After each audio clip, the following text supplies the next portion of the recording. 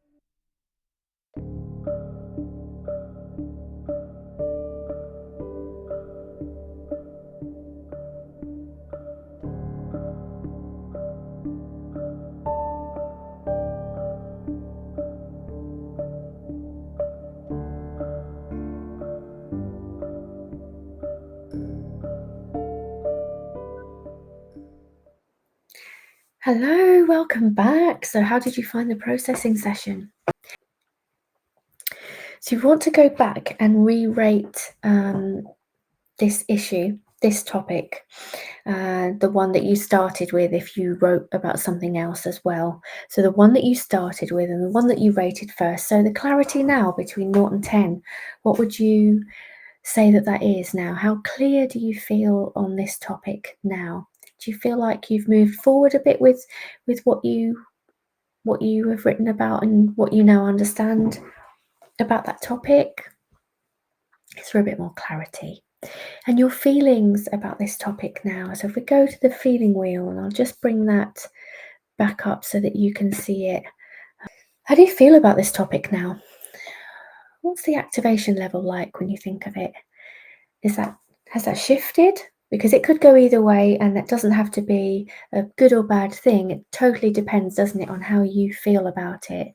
Activation can feel pleasant, as in excitement, looking forward to something, or it can feel like a dread or anxiety when you're not looking forward to it. So, where would you put yourself on the feeling wheel with regards to the topic that you started writing about first? Where would you put yourself on this dimension here for activation and this dimension here for how pleasant or unpleasant the feeling is when you think about this issue now? And the word that you gave it before, what word would you give it now? Did you find that there was a shift or a change in either direction on that issue that you were processing? I also just draw this out when I start writing. I just draw a wheel, and then I just put a 1 for how I feel before and a 2 for how I feel afterwards, and because it just gives me some information on whether there's been a shift or not. So I wrote that at the top of my paper today, and also my clarity. It was a 2 out of 10 to start off with, and the strength of feeling was a 3 out of 10. But there wasn't a very strong feeling of anything much there. It was just a 3 out of 10. The clarity, that changed for me. I got to about a 5 out of 10 on the thing that I was writing about. So how did you feel with that exercise, and what did you find? If you want to do another 7 minutes to process something else from your week, then you can do that. But if you don't want to do that, if you feel like you've just offloaded and processed enough for now, well, that is absolutely fine. I wish you a really lovely week, a good week, hopefully, or a satisfactory week, a week where you head into it with a little bit more clarity, hopefully, on the issue that you wrote about today. And that's it. That's your weekly process done. And I will see you next Sunday for another weekly process. Thank you for joining me tonight.